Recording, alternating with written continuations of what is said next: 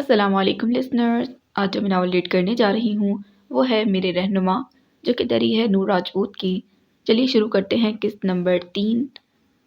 Novel شروع کرنے سے پہلے پلیز چینل کو سبسکرائب کیجیے، بیل آئیکن کو پریس کیجیے تاکہ ہر نئے آنے والے ناول کی اپڈیٹ آپ کو ملتی رہے۔ چلیے شروع کرتے ہیں۔ جب وہ کمرے میں واپس آیا تو وہ دونوں جا چکی تھیں۔ نہ جانے کیوں عجیب خالی پن سا محسوس ہو رہا تھا۔ چنبیلی کی خوشبو ابھی تک آ رہی تھی۔ چلے گئے وہ لوگ؟ فرحاد نے ڈاکٹر سمیع سے پوچھا۔ ہاں جی چلے گئے، بارش کم ہوئی تھی، پہلے سے تو انہوں نے جانا مناسب سمجھا، ڈاکٹر سمیع نے جواب دیا۔ اوکے اب ہم بھی گھر چلیں، بھابھی انتظار کر رہی ہوں گی۔ چلتے ہیں۔ ڈاکٹر سمیع کی نگاہیں فائلوں پر جمی تھیں جنہیں وہ پوری توجہ سے چیک کر رہے تھے۔ بس کچھ ہی رپورٹ چیک کر لوں اور ڈاکٹر منیب کو لینے دو، اسی کا انتظار کر رہا ہوں۔ یہ رپورٹس اس کو دینی ہے، ڈاکٹر سمیع نے تفصیل سے بتایا۔ اگر تم جانا چاہتے ہو تو جا سکتے ہو، میں بعد میں آ جاؤں گا۔ ارے نہیں بھائی، مجھے کوئی جلدی نہیں ہے، ہم دونوں ایک ساتھ جائیں گے، فرحاد نے مسکراتے کہا۔ کیسی رہی تمہاری میٹنگ؟ ڈاکٹر سمیع نے پوچھا۔ ہاں جی اللہ کا شکر ہے، بہت اچھی رہی، کافی مدد مل گئی، کافی کچھ کلیئر بھی ہو گیا مریض کا، اب میں بہتر طریقے سے علاج کر سکتا ہوں، فرحاد نے مسکراتے جواب دیا۔ چلو شکر ہے، جس مقصد کے لیے اسلام آباد سے لاہور آئے تھے وہ تو پورا ہوا۔ ڈاکٹر سمیع بھی مسکرائے، اب وہ رپورٹس کی طرف دوبارہ سے متوجہ ہو چکے تھے۔ جی بھائی بالکل، فرحاد نے اس بات میں سر ہلایا اور موبائل پر آنے والی کال کی طرف متوجہ ہو گیا۔ ثانی آپی، آپ کیسے دروازے سے واپس چلی گئیں؟ تم اندر لے آتی، حورین نے غصے سے کہا۔ ثانی آپی حرم کو دروازے پر ہی اتار کر گھر واپس جا چکی تھی۔ اس بات پر ان سب کو غصہ آ رہا تھا۔ امی اور آنٹی نے الگ کلاس لی تھی اور اب رات کے 10:30 بجے حورین اور شیزا اسے جینے نہیں دے رہی تھی۔ اور نہیں تو کیا، شام کو بھی اتنی جلدی بھی آئی تھیں، بیٹھی بھی نہیں، واپسی کا وعدہ کیا تھا اور اب ملے بغیر ہی چلی گئیں۔ شیزا کو بھی افسوس ہو رہا تھا۔ او ہو، تنگ آ گئی ہوں میں تم لوگوں کی باتوں سے۔ حرم جو لیٹی ہوئی تھی ایک جھٹکے سے اٹھ بیٹھی۔ کتنی بار بتا چکی ہوں کہ موسم خراب تھا، گڑیا کو وہ شہرین کے پاس چھوڑ کر آئی تھی۔ ثانی آپی کو گڑیا کی زیادہ فکر تھی۔ شہرین اپنی مرضی کی ہے، وہ پتہ نہیں ٹھیک سے دھیان رکھ پاتی یا نہیں، بس اسی لیے جانا پڑا۔ اب آ گئی سمجھ؟ حرم نے ہاتھ اٹھا کر پوچھا۔ ہاں آ گئی سمجھ، غصہ کیوں کر رہی ہو؟ شیزا مسکرا دی۔ توبہ، دماغ خراب کر دیا، حرم نے دوبارہ لیٹتے کہا۔ ارے ہاں یاد آیا، حرم لیٹے لیٹے دوبارہ اٹھ کر بیٹھ گئی تھی۔ چہرے پر ایک دم مسکراہٹ پھیل گئی۔ کیا یاد آیا؟ حورین اور شیزا دونوں فوراً متوجہ ہوئیں۔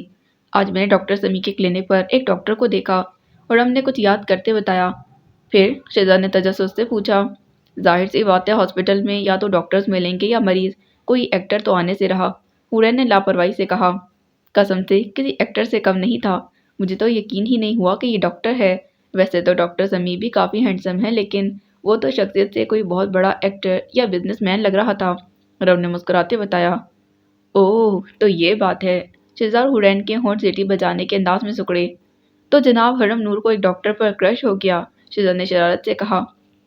اوہو ارے ایسی بات نہیں ہے، وہ کافی وجیح شخص تھا، میں نے تعریف کر دی تو اس میں کرش والی بات کیا ہے؟ حرم نے منہ بناتے کہا۔ ہاں تو بات تو ہوئی کیا؟ ارے نمبر شمبر ہی لے لیتی، ویسے نام کیا تھا؟ حورین نے مسکراہٹ دباتے پوچھا۔ دفعہ، تم دونوں سے تو کوئی بات کرنا ہی فضول ہے۔ اب حرم کو سچ میں غصہ آ گیا تھا۔ میں سونے لگی ہوں، لائٹ آف کر دو، حرم نے لیٹتے کہا۔ جی کیوں نہیں، سونے دو حرم میڈم کو، خواب بھی تو دیکھنے ہیں، شیزا مسکراہٹ دبا کر بولی۔ جی بالکل، ڈاکٹر جی کے خواب، حورین نے شیزا کا ساتھ دیا اور دونوں کا کہکا پورے کمرے میں گونج گیا۔ دفعہ ہو جاؤ تم دونوں، میں نے قتل کر دینا ہے تم دونوں کا، حرم نے غصے سے لال پیلی ہوتے کہا۔ اس سے پہلے کہ وہ اپنی جگہ سے اٹھتی وہ دونوں کمرے سے بوتل کے جن کی طرح غائب ہو چکی تھیں، جبکہ باہر سے دونوں کے ہنسنے کی آوازیں آ رہی تھیں۔ پاگل ہو گئی ہیں، حرم بڑبڑائی، پھر ایک دم ان کی باتیں سوچ کر ہنسنے لگی۔ اوہو واو، ہنسی تو پھنسی، شیزا کا چہرہ ایک دم ہی دروازے میں ابھرا اور پھر غائب ہو گیا۔ اب نہیں بچو گی تم، بتاتی ہوں تمہیں۔ حرم بیڈ سے اتری جبکہ شیزا برآمدے کی گرل کھول کر صحن کی طرف بھاگ چکی تھی اور حرم شیزا کے پیچھے۔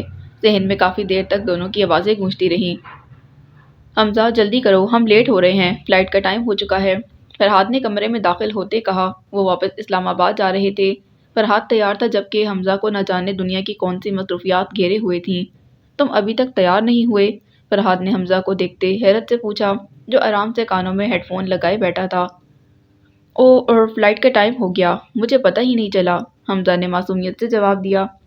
10 منٹ میں تیار ہو کر نیچے آؤ، نہیں تو ادھر ہی چھوڑ جاؤں گا۔ فرحات کو سچ مچ غصہ آ گیا تھا۔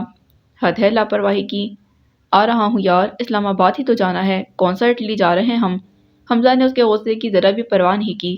10 منٹ، فرحات نے اسے انگلی اٹھا کر وارن کیا اور کمرے سے چلا گیا۔ ہاں ہاں آ رہا ہوں، جانتا ہوں ڈاکٹر فرحات علی آغا دنیا کے سب سے مصروف انسان ہے، جس کے پاس کسی سے بات کرنے کی تو کیا کسی کے بات سننے کا بھی وقت نہیں ہوتا۔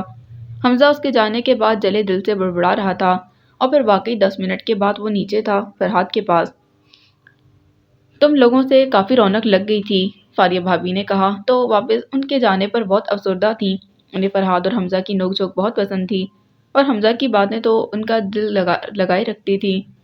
ارے بھابی، ہم کہتے تو ہیں سمیع بھائی کو وہ اسلام آباد ہمارے پاس ہی شفٹ ہو جائیں، لیکن جب سے آپ سے شادی کی ہے نا، تب سے بس لاہور کے ہو کر رہ گئے ہیں۔ فرحات نے مسکراتے کہا، ارے یار کیا بتاؤں، لاہور میں بات ہی کچھ ایسی ہے۔ ڈاکٹر سمیع نے مسکراتے شرارت سے جواب دیا، جبکہ نگاہیں فاریہ بھابی پر جمی تھیں۔ اوئے ہوئے کیا بات ہے، حمزہ شوق ہو گیا۔ تم دونوں بھی بچ کر رہو لاہور سے، ڈاکٹر سمیع نے تنبیہ کی۔ لاہور سے یا لاہور والوں سے؟ فرحات نے مسکراتے پوچھا۔ لاہور والوں سے نہیں بلکہ لاہور والیوں سے، بھائی کا اشارہ لاہور والیوں کی طرف ہے، حمزہ نے آنکھ دباتے کہا، جبکہ حمزہ کی بات پر ان سب کا قہقہ بلند ہوا۔ حرم تم بتاؤ کون سے کپڑے پہن کر جاؤں؟ شزا نے کمرے میں داخل ہوتی حرم سے پوچھا۔ حورین نے الماری سے سارے کپڑے نکال کر بیڈ پر پھیلائے ہوئے تھے، جبکہ شزا بیڈ پر آلتی پالتی مارے بیٹھی تھی اور اس کی نگاہیں کپڑوں پر جمی تھیں۔ حورین بھی پاس ہی کھڑی تھی، دونوں الجھن کا شکار تھیں۔ یہ کیا حال بنایا ہوا ہے کمرے کا؟ حرم نے کمرے کا بگڑا ہوا منظر دیکھ کر پوچھا۔ یار ہماری مدد کر دو پلیز، شزا نے معصومیت سے کہا۔ تم لوگوں نے برتھ ڈے پارٹی پر جانا ہے، کسی کی شادی پر نہیں، جو تم دونوں یوں تیاریاں کر رہی ہو۔ ہاں وہی نا، پارٹی پر جانا ہے، وہ بھی تایا ابو کے گھر، ہمیں یقین نہیں آ رہا، حورین نے خوش ہوتے کہا۔ اسے واقعی یقین نہیں آ رہا تھا۔ ہوا کچھ یوں تھا کہ ثانی آپی کی 3 سالہ گڑیا کی سالگرہ تھی۔ ان سب کو ثانی آپی نے دعوت دی تھی، اور خوشی کی بات یہ تھی کہ انہیں جانے کی اجازت بھی مل گئی تھی۔ سنا ہے بہت پیارا اور بڑا گھر بنایا ہے تایا ابو نے، بالکل محل جیسا، اور ہم وہاں جا رہے ہیں۔ اور سنا اسد بھی آ رہا ہے۔ ہائے کتنا مزہ آئے گا جب وہ لوگوں سے ہمارا تعارف کروائے گا کہ ہم اس کی کزنز ہیں۔ شزا کافی پرجوش تھی۔ بھائی بڑی پارٹی ارینج کی ہوگی نا تائی امی نے، لوگوں کو دکھانے کے لیے؟ خیر ہمیں کیا، بس ہم وہاں جا رہے ہیں، ہمارے لیے اتنا ہی کافی ہے، حورین نے نہ جانے کن خیالوں میں ہو کر کہا۔ او ہو بند کرو یہ الٹی سیدھی باتیں، وہ ہمارا گھر نہیں ہے، اور یاد رکھو تائی امی ہمیں بالکل پسند نہیں کرتی۔ حرم نے حقیقت سے پردہ اٹھایا، وہ سچ ہی تو کہہ رہی تھی، نفیسہ تائی کا اپنی بیٹیوں کے علاوہ ساری لڑکیاں سے ہی بیٹھا۔ اچھا چھوڑو ان سب باتوں کو حرم، بس تم ہمیں کپڑے سلیکٹ کرنے میں مدد کر دو، کون سے پہنے ہم؟ شزا نے بات کا رخ موڑتے کہا، کوئی بھی پہن لو، تم دونوں پر ہر سوٹ اچھا لگتا ہے۔ اور پھر حرم نے 2 جوڑے ان دونوں کے لیے نکالے۔ یہ پہن لو، اس نے شزا کو پکڑاتے کہا۔ اور تم کون سا پہنو گی؟ حورین نے چنبے سے پوچھا۔ کوئی بھی پہن لوں گی، ابھی کوئی دیکھا نہیں کیا؟ حرم نے سادہ لہجے میں جواب دیا۔ اور تم دونوں جلدی کرو، یہ نہ ہو کہ نبیل تم دونوں کو چھوڑ کر چلا جائے۔ 11 بجے تک کا وقت دیا ہے نبیل نے کہ تیار رہو، تم دونوں کو وہ لینے آ جائے گا، وہ خود تو تیار ہو کر باہر چلا گیا ہے، حرم نے تفصیل سے بتایا۔ ہاں ٹھیک کہہ رہی ہو تم، شزا تم کپڑے استری کر لو، تب تک میں شاور لے لوں، حورین نے وہاں سے اٹھتے ہوئے کہا۔ تم بھی چلو ہمارے ساتھ، شام کون سا دور ہے، شام میں بھی تو جانا ہی ہے نا، تم نے اب کیوں نہیں؟ شزا نے حرم سے کہا۔ وہ اس کے بنا نہیں جانا چاہتی تھی، حرم کا ساتھ ان لوگوں کو مطمئن رکھتا تھا۔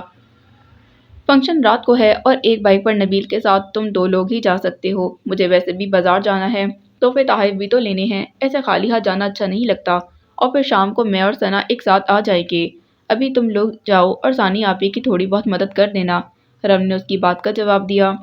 کہہ تو تم ٹھیک رہی ہو، بنا گفٹ کے جانا اچھا نہیں لگتا، شزا نے اس بات میں سر ہلایا۔ ہاں چلو شاباش، اب تیار ہو جاؤ، حرم نے اٹھتے ہوئے کہا، اور بیڈ پر بکھرے کپڑے سمیٹنے لگ گئی۔ وہ جانتی تھی کہ حورین تو کبھی بھی نہیں اٹھانے والی، اور شزا بھی کپڑے استری کرنے جا چکی تھی، ثنا کو ہی سارا کام دیکھنا پڑتا تھا، اس لیے حرم نے کمرہ خود ہی سمیٹ دیا۔ اف، شزا کے جانے کے بعد حرم بیڈ پر بیٹھ گئی، اس کا دل نہیں کر رہا تھا وہاں جانے کو، اسے تایا ابو کا بیٹا نادر سخت ناپسند تھا، اور جب سے اس کے ساتھ حرم کے رشتے کی بات ہوئی تھی تب سے حرم کو زہر لگنے لگ گیا تھا۔ اس کی غلیظ نگاہوں کا سامنا نہیں کرنا چاہتی تھی لیکن مجبوری تھی، جانا بھی ضروری تھا۔ ثانیہ آپی کی بات نہیں ٹال سکتی تھی۔ کیا کروں اب؟ سوچ سوچ کر اسے رونا آ رہا تھا۔ اللہ جی میری مدد کرے۔ اس کی پلکیں بھیگنا شروع ہو گئیں۔ جب وہ لوگ ایئرپورٹ پہنچے تو فلائٹ کے ٹیک آف کرنے میں 15 منٹ باقی تھے۔ وہ تینوں گاڑی سے باہر نکل چکے تھے۔ بھائی اسلام آباد کا جلدی چکر لگا لیا کریں، دادو آپ کو بہت یاد کرتی ہیں، حمزہ نے ڈاکٹر سمیع سے گلے ملتے کہا۔ جانتا ہوں، بس مصروفیات ہی کچھ زیادہ ہو گئی ہیں، وقت ہی نہیں ملتا۔ تم دادو کا خیال رکھا کرو، مجھے جب موقع اور وقت ملا میں چکر لگاتا رہوں گا، ڈاکٹر سمیع نے پیار سے اپنے بھائی کو سمجھایا۔ سمیع بھائی آپ چھوڑیں اسے، ایک ڈاکٹر کتنا مصروف ہوتا ہے یہ مجھ سے بہتر کون جان سکتا ہے۔ فرحاد نے حمزہ کو ڈاکٹر سمیع سے الگ کرتے کہا اور خود گلے لگ گیا۔ بلا شبہ وہ فرحاد کا بہت اچھا دوست تھا۔ جاؤ اب تم لوگ، فلائٹ کا ٹائم ہو چکا ہے۔ چلیں، فرحاد نے حمزہ سے کہا۔ جی چلیں۔ وہ آگے بڑھ گیا، فرحاد بھی اس کے پیچھے چلنے لگ گیا۔ ایک منٹ، اچانک حمزہ نے رکتے کہا۔ اب کیا ہوا؟ فرحاد نے چنبے سے پوچھا۔ آج 13 دسمبر ہے، مطلب آج 31 دسمبر ہے، مطلب آج سال کا آخری دن ہے۔ ہیپی نیو ایئر تو بنتا ہے۔ Happy new year in advance Sami بھائی، حمزہ نے اونچی آواز میں چلا کر ڈاکٹر سمیع کو وش کیا جو گاڑی کا دروازہ کھول کر اندر بیٹھنے کا سوچ رہا تھا۔ Same to you, doctor Sami نے بھی وہیں سے جواب دیا۔ Happy new year in advance beautiful Lahore and good bye, Hamza نے پوری قوت سے چلا کر کہا۔ آس پاس سے گزرتے لوگ اس کی طرف متوجہ ہو چکے تھے۔ کچھ سر جھکائے گزر گئے جبکہ کچھ نے خوبصورت سی مسکراہٹ اچھالی تھی۔ زندگی اس کے روم روم سے دوڑتی تھی، وہ ایک زندہ دل انسان تھا۔ یہ کیا پاگل پن ہے حمزہ؟ فرحاد نے آنکھیں نکالتے پوچھا۔ حمزہ کی حرکتیں اکثر اسے حیرت سے دوچار کرتی تھیں۔ آپ بھی لاہور کو ہیپی نیو ایئر بولیں، حمزہ نے مسکراتے دھماکہ کیا۔ واٹ، تمہارا دماغ خراب ہو گیا ہے؟ میں ایسی پاگلوں والی حرکتیں نہیں کرتا۔ خوبصورت چہرے پر غصے کی لالی پھیل گئی تھی۔ اور تم تو ایسے بائے بول رہے ہو لاہور کو جیسے تمہاری رخصتی ہو رہی ہے۔ مغرور سے زیادہ کچھ اور مغرور ہوا۔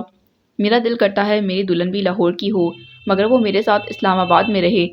اس جنم میں تو تمہارا یہ خواب پورا ہونے والا نہیں۔ اور اسلام آباد کی لڑکیاں مر چکی ہیں کیا جو تمہارے دماغ میں یہ خیال آیا؟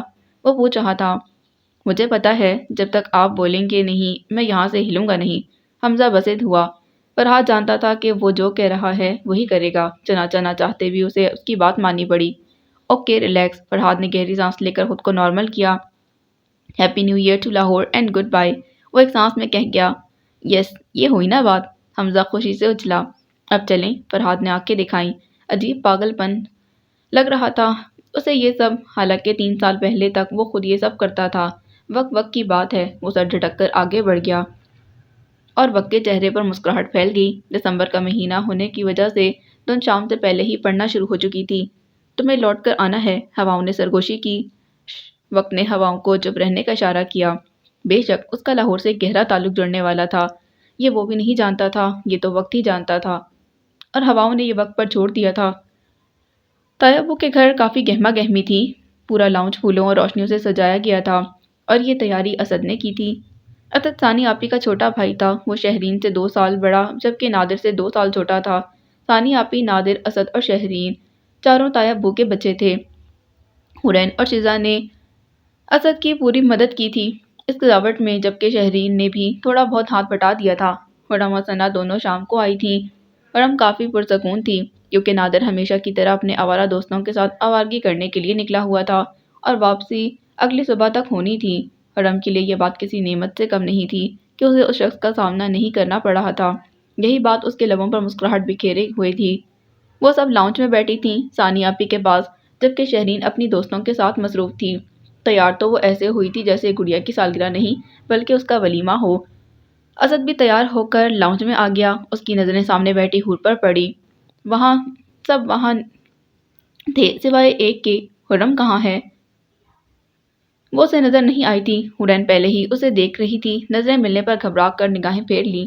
اسد اس کی چوری پکڑ چکا تھا اور اس کے لبوں پر ہلکی سی مسکراہٹ پھیل گئی، جبکہ دوپہر والا واقعہ پورے آب و تاب سے اس کے ذہن کے دریچے میں رونما ہو چکا تھا۔ وہ شرارتی مسکراہٹ لبوں پر سجائے ان کی طرف بڑھ گیا۔ کیا بات ہے بھئی، سارے خوبصورت لوگ تو یہاں بیٹھے ہیں، میں بھی کہوں اتنا نور کیوں برس رہا ہے آج؟ اس کا انداز شرارت لیے ہوئے تھا، جبکہ حورین میں اتنی ہمت نہیں تھی کہ نظر اٹھا کر اسے دیکھ سکے۔ شیزہ اور حورین دونوں ایک صوفے پر بیٹھی تھیں اور دونوں نظر لگ جانے کی حد تک پیاری لگ رہی تھیں۔ حرم کہاں ہے؟ نظر نہیں آ رہی۔ بالآخر اسد نے پوچھ ہی لیا۔ وہ نماز پڑھنے گئی ہے، شیزا نے جواب دیا۔ کمال ہے، لڑکیوں نے سارا دن لگا کر تیار ہونا ہے۔ اس کا اشارہ شہرین کی طرف تھا۔ اور حرم جناب نماز پڑھنے گئی ہیں، وضو کر کے اب 4 گھنٹے لگائے گی، وہ بھی تیار ہونے میں، جبکہ پاپا آنے والے ہیں، 10 منٹ بعد وہ پہنچ جائیں گے۔ اسد نے سر پکڑتے کہا، زیادہ ڈرامے مت کرو اسد، حرم تیار ہونے میں زیادہ وقت نہیں لیتی، وہ دوسری لڑکیوں کی طرح پاگل نہیں، وہ سادگی میں بھی بہت پیاری لگتی ہے۔ ثانی آپی نے مسکراتے اسے ڈپٹا۔ لو وہ آ گئی حرم، شجا نے اشارہ کیا۔ سب کی نظریں حرم کی طرف اٹھیں، وہ کمرے کا دروازہ بند کر کے ان کی طرف آ رہی تھی۔ سیاہ ٹراؤزر پر مہرون فراک پہنے، کاندھوں پر مہرون شال لیے، وہ سادگی میں بھی آنکھوں کو سکون پہنچا رہی تھی۔ بالوں کو آگے سے رول بنا کر پیچھے کی طرف فولڈ کیا ہوا تھا، جس سے سارے ہی بال فولڈ ہو گئے تھے، جبکہ سیاہ ریشمی دوپٹہ سلیقے سے سر پر اڑا ہوا تھا۔ وہ مسکراتے ہوئے ان کے پاس آئی اور حرین اور شیزا کے درمیان ہی صوفے پر بیٹھ گئی۔ آئیں جناب، آپ کا ہی تو انتظار ہو رہا تھا۔ اور حرم میڈم آئیں تو کیک کاٹا جائے۔ اسد نے مسکراتے اسے چھیڑا، آنکھوں میں عجیب سی ستائش ابھری تھی۔ کیا واقعی میں اتنی اہم ہوں؟ کب سے ہو گئی؟ حرم نے خوشگوار لہجے میں جواب دیا۔ اسد فیصلہ نہیں کر پا رہا تھا کہ کون زیادہ خوبصورت ہے۔ وہ تینوں ایک ہی صوفے پر بیٹھی تھیں، شیزا، حرین اور حرم۔ چلو شیزا کو نکال دیں، تب بھی وہ حرم اور حرین میں سے فیصلہ نہیں کر پا رہا تھا۔ وہ دونوں بہنیں تھیں مگر مکمل طور پر ایک دوسرے سے مختلف تھیں۔ حرین کو دیکھ کر لگتا کہ اسے فیشن کا کتنا شوق ہے، بالکل شہرین کی طرح، اور اس کے اسٹیپ کٹنگ بال اس بات کے گواہ تھے، جو کچھ پونی ٹیل میں مقید تھے جبکہ باقی چہرے پر بکھرے ہوئے تھے۔ دوپٹہ بھی گلے میں تھا، جبکہ حرم، حرم اس کی ذات کو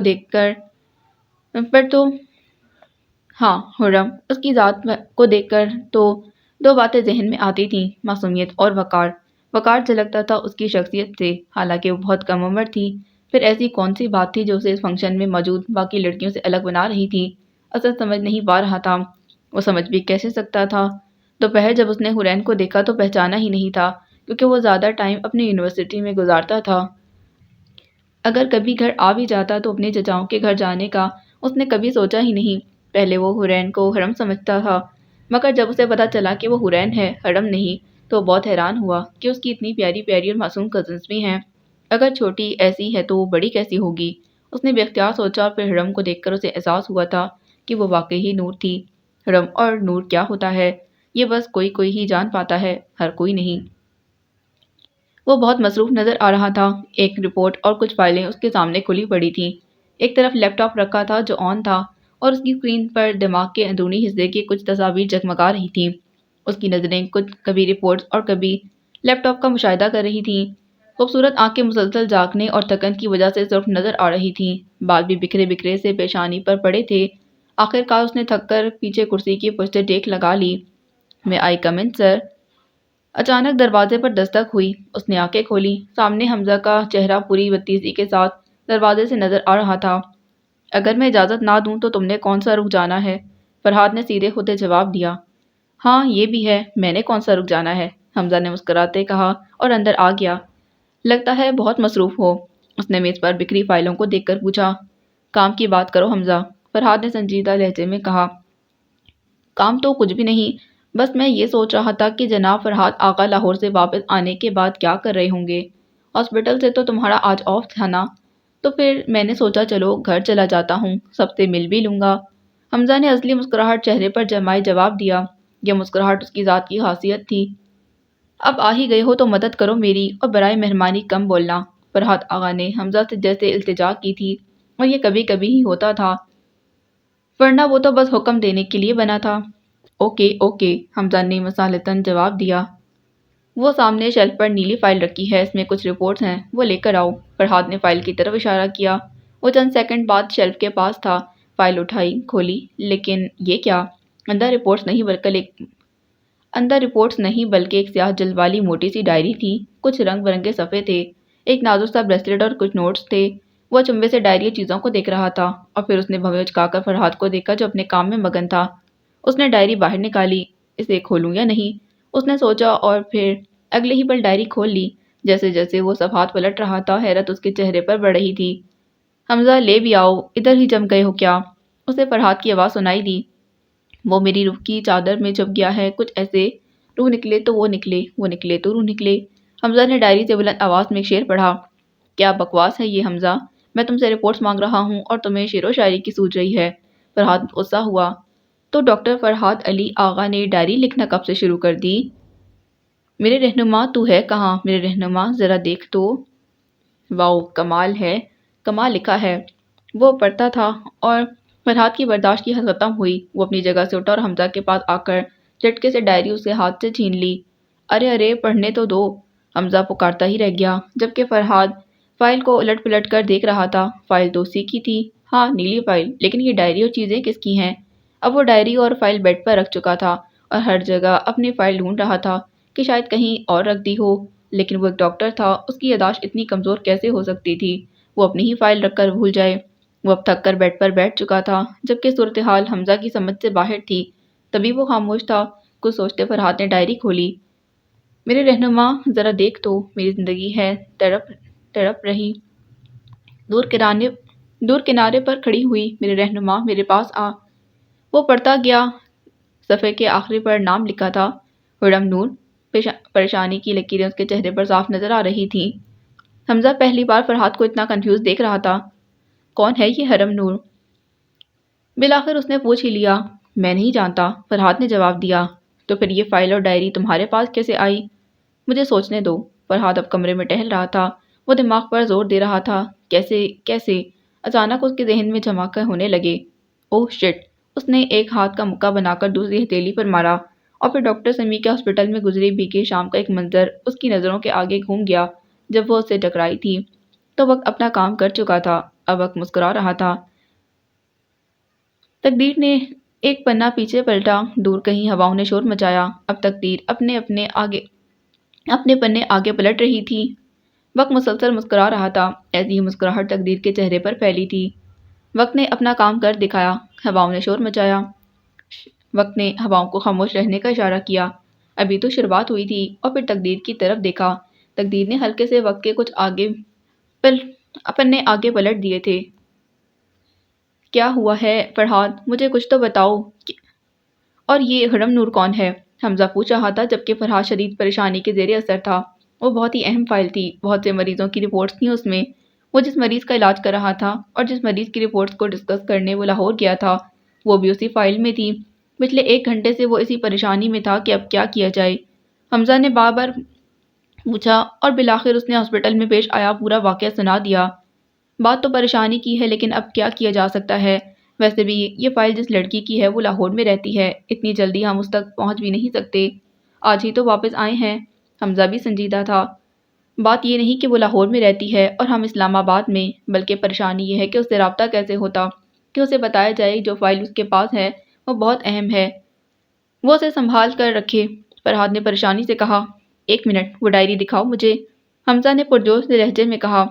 تم اس کا کیا کرو گے؟ فرحاد کے چہرے پر الجھن ابھری۔ یار تم ان لڑکیوں کو نہیں جانتے، بہت بھلکڑ ہوتی ہیں، ہر چیز ڈائری پر لکھتی ہیں۔ ہو سکتا ہے اس نے اپنا نمبر بھی ڈائری پر لکھا ہو، گم ہونے کی صورت میں ڈائری واپس ملنے کا امکان ہو۔ حمزہ نے ڈائری چیک کرتے جواب دیا، یہ رہا دیکھو، اور پھر اسے واقعی نمبر مل گیا۔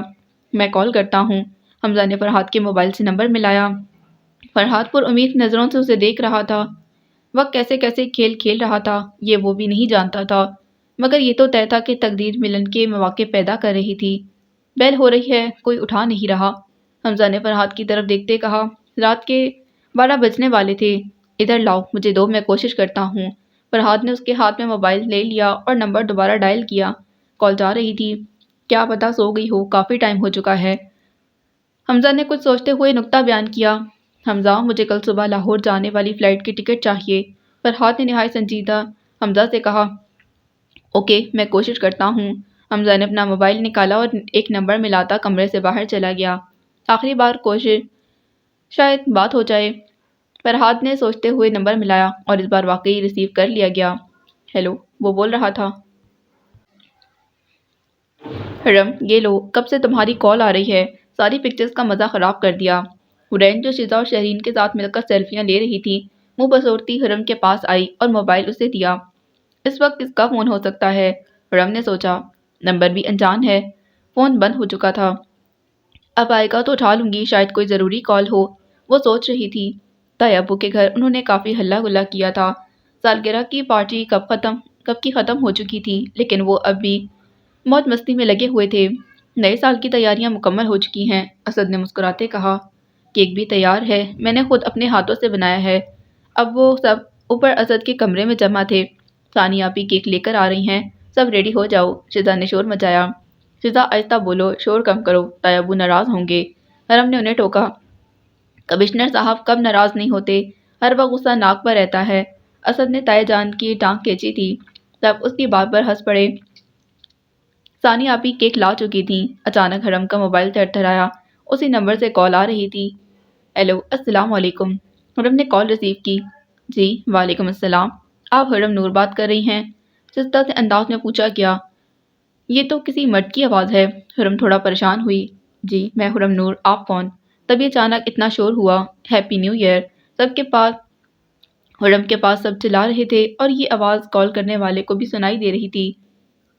اس شور میں تو کچھ سنائی نہیں دے رہا تھا، کال کرنے والا کچھ کہہ رہا تھا۔ مجبوراً حرم کو بالکنی میں جانا پڑا۔ جی، اب بولیں، آپ کون ہیں؟ وہ سکون کا سانس لینے کے بعد پوچھ رہی تھی۔ جی، میں ڈاکٹر فرحات علی آغا بات کر رہا ہوں اسلام آباد سے، کال کرنے والا بتا رہا تھا۔ ٹھنڈی ہوا کا ایک جھونکا حرم کے چہرے سے ٹکرایا، دل بلا وجہ ہی زور سے دھڑکا۔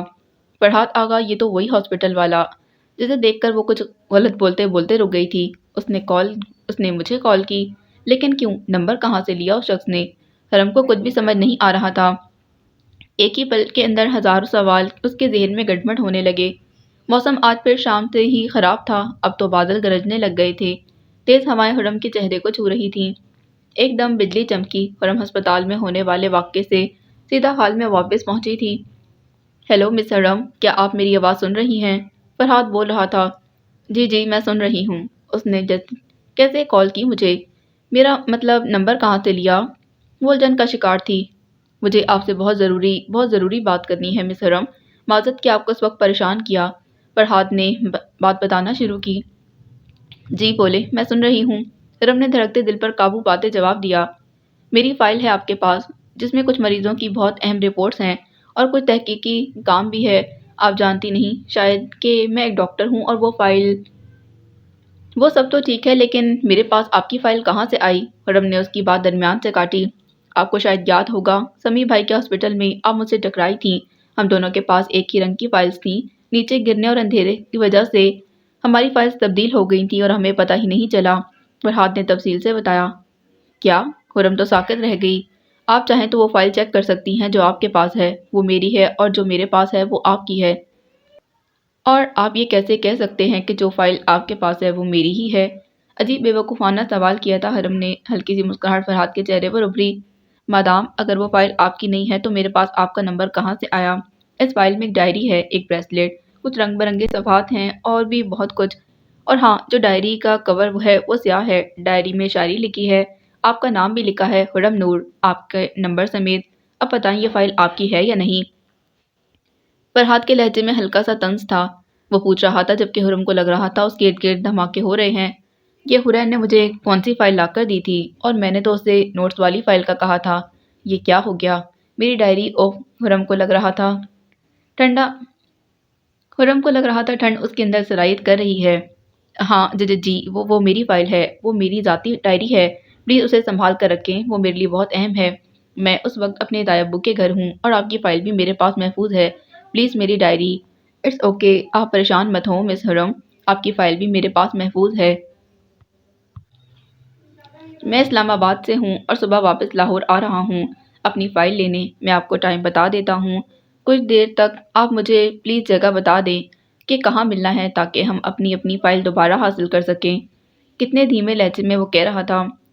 حرم، تم یہاں کیا کر رہی ہو، وہ بھی اتنی ٹھنڈ میں؟ موسم کافی خراب ہو چکا ہے، اندر آ جاؤ، سب تمہارا انتظار کر رہے ہیں۔ پیچھے سے اسد کی آواز ابھری۔ فرحات نے وہ بات اچھے سے سنی تھی، اس کا مطلب وہ باہر کہیں تھی اور وہ خود بھی تو ٹیرس پر کھڑا تھا۔ ایک ٹھنڈی ہوا کا جھونکا فرحات آغا کے چہرے سے ٹکرایا اور ایک عجیب سا احساس چھوڑ گیا، جبکہ حرم کو تو فرحات آغا کی بات سن کر اتنی ٹھنڈ میں بھی پسینہ آ گیا تھا۔ نہیں، میں آپ سے نہیں مل سکتی، حرم نے صاف انکار کر دیا۔ کیا مطلب آپ کا نہیں مل سکتی؟ تو پھر مجھے میری فائل کیسے ملے گی؟ وہ پوچھ رہا تھا جبکہ حرم نے کوئی جواب دیے بنا ہی کال کاٹ دی۔ حرم تم سن رہی ہو؟ اسد بھی وہیں کھڑا تھا۔ ہاں میں آ رہی ہوں۔ حرم گھبرائی ہوئی تھی۔ اب وہ اس لمحے کو کوس رہی تھی جب وہ فرحاد آغا سے ٹکرائی تھی۔ اللہ اب کیا کروں؟ وہ اپنی ہی سوچ میں گم اندر آ رہی تھی اور سامنے سے آتی حرین سے ٹکرا گئی تھی۔ اوہو کیا ہوا؟ سب ٹھیک تو ہے نا؟ یوں ہوا کے گھوڑے پر سوار ہو کر کہاں جا رہی ہو؟ حرین کی نگاہیں حرم پر جمی تھیں۔ تم نے کون سی فائل اٹھا کر دی تھی مجھے جب میں ثانی آپی کے ساتھ ہاسپٹل گئی تھی؟ حرین کو دیکھ کر حرم کو غصہ آ گیا اور اب وہ اسے غصے میں ہی پوچھ رہی تھی سب اس کی وجہ سے ہوا تھا۔ وہی نیلے والی دی تھی جو تم نے کہا تھا۔ پاگل تم نے مجھے ڈائری والی فائل دی تھی جبکہ میں نے تم سے وہ فائل مانگی تھی جس میں کیمسٹری کے نوٹس تھے جو مجھے کشف کو دینے تھے۔ حرم کا دماغ گھوم گیا۔ لیکن ہوا کیا ہے کچھ بتاؤ تو، اور ویسے بھی مجھے کیا پتا تھا کہ کون سی فائل میں نوٹس ہیں اور کون سی میں ڈائری ہے۔ وہ حرم کے چہرے پر پہلی پریشانی دیکھ چکی تھی۔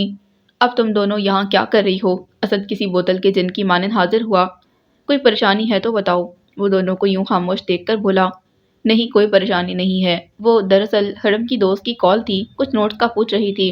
حرین نے جواب دیا، اوکے اب اندر چلو، آپ ہی بلا رہی ہیں تم دونوں کو۔ اسد کہہ کر آگے بڑھ گیا جبکہ وہ دونوں بھی اس کے پیچھے ہی کمرے میں داخل ہو گئی تھیں۔ کیا ہوا فرحاد؟ بات ہوئی اس لڑکی سے؟ حمزہ نے کمرے میں داخل ہوتے پوچھا جبکہ فرحاد صوفے پر بیٹھا تھا اور اس نے دونوں ہاتھوں سے سر پکڑ رکھا تھا۔ عجیب پاگل لڑکی ہے، فرحاد نے کوف سے جواب دیا۔ کیوں؟ کیا کہا اس نے؟ حمزہ نے پوچھا۔ پہلے تو اسے میری بات پر یقین ہی نہیں آیا اور پھر جب میں نے ڈائری کا بتایا تو اس کو یقین ہوا، لیکن جیسے ہی میں نے کہا کہ مجھے بتا دو جہاں پر ہم مل سکیں اور اپنی اپنی فائل کو دوبارہ حاصل کریں تو انکار کر دیا اور کال کاٹ دی، اور تو اور اوپر سے فون بھی آف کر دیا۔ فرحاد جھنجھلاہٹ کا شکار تھا۔ تم بتاؤ ٹکٹ کنفرم ہوئی؟ فرحاد نے پوچھا۔ نہیں یار سوری، حمزہ نے مایوسی سے جواب دیا۔ چلو میں اپنی گاڑی میں چلا جاؤں گا، ویسے بھی لاہور ہی جانا ہے نا، لندن تو نہیں، فرحاد نے کہا۔ اور یہ محترمہ میرا فون اٹھائے تب نہ، وہ بار بار کال ملا رہا تھا۔ حمزہ کو کچھ سمجھ نہیں آ رہا تھا کہ وہ اس وقت کیا کرے۔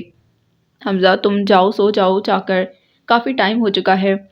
حمزہ سے مزید پریشان نہیں کرنا چاہتا تھا لہٰذا کچھ بھی بولے بنا کمرے سے چلا گیا، جبکہ فرحاد بار بار کال ملا رہا تھا کہ اچانک اس کی نظریں سامنے رکھی ڈائری پر پڑی۔ وہ نہ چاہتے بھی اپنی جگہ سے اٹھا اور ڈائری کی طرف قدم بڑھا دیے۔ نیند تو ویسے بھی اس کی آنکھوں سے کوسوں دور تھی۔ ناول میرے رہنما، قسط نمبر 4، تحریر Noor Rajput. Sicily hard rock club میں نئے سال کو منانے کی تیاریاں مکمل تھیں۔ 18 سال سے لے کر 40 سال تک کے ہر طرح کے لوگ وہاں موجود تھے۔ زی کا پورا گروپ موجود تھا سوائے ریم کے۔ زی ریم کب تک آئے گا؟ شالے نے زی کے پاس بیٹھتے ہوئے پوچھا۔ آنے والا ہے، جب وہ آتا ہے تو پورے کلب کو پتہ چل جاتا ہے، زی نے ایگزرپس کے عالم میں جواب دیا۔ زی کے گروپ کو پورا کلب اچھے طریقے سے جانتا تھا۔ کلب کی شان تھی اس گروپ سے، اس لیے انہیں خاص طور پر پروٹوکول دیا جاتا تھا۔ زی نے چاروں طرف نظریں دوڑائیں، لوگ مست نظر آ رہے تھے، شراب کے نشے میں دھت تھے۔ کچھ نوجوان جوڑے بھی تھے جنہوں نے ابھی بھی 18 سالوں کو پورا کیا تھا۔ وہ لوگ ایک دوسرے میں ایسے گم تھے جیسے کبھی اس نشے سے باہر ہی نہ نکلیں گے۔ کچھ لڑکیوں کے لباس ناقابل بصیرت تھے۔ زی کے سامنے بیٹھا ایک جوڑا دنیا مافیا سے گم ایک دوسرے میں کھویا ہوا تھا۔ زی نے نظریں پھیر لیں۔ یہاں ایسا تو ہوتا تھا، سب کچھ قابل برداشت تھا سوائے اس شخص کے انتظار کے۔ آپ بھی جاؤ ریم، اب اور کتنا انتظار کرواؤ گے؟ وہ سوچ رہی تھی۔ وہاں موجود ہر دوسرے انسان کی نظریں زی پر جمی تھیں، لیکن مجال ہے جو اس نے کسی کو لفٹ کروائی ہو یا کسی کی طرف بھی دیکھا ہو۔ کبھی کبھی تم بہت دیر کر دیتے ہو ریم، وہ بڑبڑائی تھی۔ ہے زی دیکھو ریم آ گیا، شالے نے پرزور آواز میں کہا، اور زی کی جیسے جان میں جان آئی تھی۔ لوگوں نے خود ہی پیچھے پیچھے ہٹتے ریم کو راستہ دیا، وہ چلتا ان کے پاس آ چکا تھا۔ ریم اتنا لیٹ کیوں ہوئے؟ شالے پوچھ رہی تھی۔ کچھ ضروری کام تھا، ریم نے لاپرواہی سے جواب دیا۔ سب ٹھیک ہے نا؟ اس نے زی سے پوچھا۔ جی سب ٹھیک ہے، زی نے اس بات میں سر ہلایا۔ رکو میں آتا ہوں، وہ کہتا ہوا جمی اور ڈیرے کی طرف بڑھ گیا۔ وہ دونوں ڈانس فلور پر بے ہنگم ڈانس کر رہے تھے۔ شکر ہے ریم آ گیا، زی نے گہرا سانس لیا۔ اس کی موجودگی زی کو ایسے ہی پرسکون کرتی تھی۔ اگر رون اور ڈان دونوں آ گئے تو؟ خدا نہ کرے وہ شیطان کے چیلے یہاں آئیں، اگر وہ آ گئے تو؟ ان دونوں کے آنے کی کسی کو خبر نہیں ہوتی، مگر جب وہ واپس جاتے ہیں تو ایسا دھماکہ ہوتا ہے کہ پورا اٹلی ہل جاتا ہے۔ شالے تشویش سے بول رہی تھی۔ تبھی اچانک کہیں سے زی کے عین سامنے رون نمودار ہوا اور شالے کے سامنے ڈون جن کی طرح کھڑا تھا۔ شالے کا تو دل اچھل کر حلق میں آ گیا، البتہ زی پرسکون رہی۔ ہمارا ذکر ہو رہا تھا کیا؟ وہ خباثت سے مسکراتے پوچھ رہے تھے۔ دونوں کے چہروں پر فی الوقت ایک سی مسکان رقصاں تھی اور آنکھوں میں ایک جیسی شرارت ناچ رہی تھی۔ ڈانس کرو گی میرے ساتھ؟ رون سارے جہاں کی معصومیت چہرے پر سجاتے بولا، جبکہ آنکھوں میں وہی شیطانی مسکراہٹ دوڑ رہی تھی۔ تمہارے ساتھ ڈانس کرنے سے بہتر ہے میں ہارڈ راک سے باہر چلی جاؤں، زی نے تنفر سے کہا۔ اوپس، رون کا کہکا ابھرا تھا، جبکہ ڈون ان دونوں پر نظر ڈال کر اسٹیج کی جانب بڑھ گیا۔ شالے کو اس نے کچھ بھی نہیں کہا تھا، بس ایک نظر دیکھا، ایک ایسی پراسرار نظر جس سے شالے کی ریڑھ کی ہڈی میں سنسناہٹ دوڑ گئی تھی۔ وہ تو بے ہوش ہو جاتی اگر ڈون وہاں سے نہ جاتا۔ ہے fresh, don't show me too much attitude. وہ زی کی بات سن کر پاگلوں کی طرح ہنس رہا تھا، جبکہ ایک ایک کر کے اس کے گروپ کے سارے نکمے لڑکے سامنے آ چکے تھے۔ اف، یہ لوگ کب آئے؟ شالے نے گھبرا کر سوچا کیونکہ کسی نے بھی انہیں اندر آتے نہیں دیکھا تھا۔ ریم نے رون کو زی کے پاس کھڑے اور اس سے باتیں کرتے دیکھ لیا تھا، مگر پھر بھی وہ ان کے پاس نہیں آیا اور یہی بات زی کو دکھ پہنچاتی تھی۔ آخر کیوں ریم میرے معاملے میں اتنا بے پرواہ بن جاتا ہے؟ کیوں؟ زی کو ہمیشہ اکیلے ہی رون اور ڈون کا سامنا کرنا پڑتا تھا۔ خیر، اگر تم چاہو تو ہم ہارٹ راک سے باہر جا کر بھی ڈانس کر سکتے ہیں، بلکہ وہاں کوئی بھی پریشان کرنے والا نہیں ہوگا اور مزہ بھی خوب آئے گا، رون نے ایک آنکھ دبا کر خباثت سے کہا۔ رون کی بات پر اس کے سارے دوستوں نے چھت پھاڑ کہکا لگایا تھا، البتہ یہ اور بات تھی کہ وہ کہکا میوزک کے شور میں دب گیا۔ زی نے مدد طلب نظروں سے ریم کی طرف دیکھا، لیکن ریم کی نظروں میں جانے کیا تھا کہ وہ اچانک رون کے منہ پر ایک پنچ مارتے آگے بڑھ گئی تھی۔ رون کو اس کی امید نہیں تھی اور نہ وہ اس کے لیے تیار تھا، ایک قدم پیچھے ہٹا، جبکہ زی کی اس حرکت پر ریم کے چہرے پر ہلکی سی مسکراہٹ ابھری، لیکن شالے کو لگا کہ ان کی موت آ گئی ہے۔ یہ زی نے کیا کر دیا؟ اب رون کسی کو نہیں چھوڑے گا، اور ڈون، وہ تو مجھے مار ہی ڈالے گا، وہ سوچ رہی تھی اور کانپ رہی تھی۔ میوزک اچانک بند ہوا اور بند کرنے والا ڈونلڈ عرف ڈون تھا۔ رون کی آنکھوں میں خون اتر آیا تھا۔ اب کیا ہوگا؟ میوزک کا شور بھی مدھم پڑ چکا تھا۔ کون جانے وہ دونوں کیا کرنے والے تھے، اور کیا پتا وہ دونوں پورے ہارٹ راک کو ہی اڑا دیتے۔ رون نے جاتے ہوئے زی کا ہاتھ پکڑا تھا۔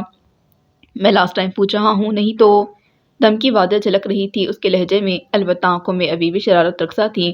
زی ان دونوں اور ان کے گروپس کے ہر لڑکے کی رگ رگ سے واقف تھی۔ وہ پنچ نہ بھی مارتی تو بھی کلب میں کچھ نہ کچھ الٹا سیدھا ہونا ہی تھا۔ جو کرنا ہے کر لو، مجھے پرواہ نہیں، زی نے غصے سے کہا۔ ہاتھ چھڑانے کی کوشش کی اور رون نے ہاتھ چھوڑ بھی دیا، ایک مسکراہٹ کے ساتھ، ایک پراسرار مسکراہٹ، شیطانی مسکراہٹ جو صاف ظاہر کرتی تھی کہ اب جو ہوگا اچھا نہیں ہوگا۔ رون نے اسی مسکراہٹ کے ساتھ ساؤنڈ سسٹم اور میوزک سسٹم کے پاس کھڑے ڈون کی طرف دیکھا۔ اس کی آنکھوں میں ایک مسکان بھیجی تھی۔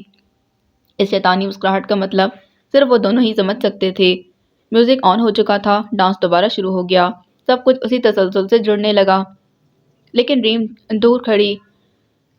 دور کھڑا گہری نظروں سے رون تو کبھی ڈون کو دیکھ رہا تھا۔ وہ دونوں کچھ کرنے والے تھے، یہ وہ جانتا تھا، لیکن کیا؟ یہ وہ بھی کبھی نہیں جان سکتا تھا۔ چند منٹوں بعد ایک دھماکہ ہوا، وہی ہوا نا جس کا ڈر تھا۔ وہ دونوں اپنا کام کر چکے تھے۔ ایک عجیب سی نہایت تیز بچ آواز پورے کلب میں پھیل چکی تھی۔ لوگوں نے اپنے کانوں پر ہاتھ رکھ لیے تھے، پورے کلب میں افراتفری پھیل گئی، لوگ شور مچاتے باہر کی طرف بھاگ رہے تھے۔ آواز اتنی خوفناک تھی کہ اگر کوئی چند پل مزید وہاں رکتا تو اس کے کان کے پردے پھٹ جاتے۔ خود رون ڈون نے اپنے کانوں کو اس آواز سے بچنے کے لیے کور کر لیا تھا۔ ریم کو چند لمحے لگے صورتحال سمجھنے میں، پھر وہ ساؤنڈ سسٹم کی طرف بھاگا۔ جمی اس کے پیچھے گیا، جبکہ ڈیرک زی اور شالے کی طرف بڑھا تھا۔ ہیپی نیو ایئر بیبی، رون اور ڈون شالے کے سامنے آئے، وہی ازلی خباثت سے بھرپور مسکراہٹ چہرے پر سجائے ہوئے، اور جن کی طرح غائب ہو گئے، جبکہ شالے غش کھا کر گر چکی تھی۔ جبکہ زی کو ریم کی فکر تھی، وہ کہاں گیا تھا یہ وہ جان چکی تھی۔ اگر اسے کچھ ہو گیا تو؟ اچانک ایک اور دھماکہ ہوا، ہر طرف سے چیخو پکار کی آواز آ رہی تھی۔ ریم، زی چلائی تھی، مگر اتنے شور میں اس کی آواز دب گئی تھی۔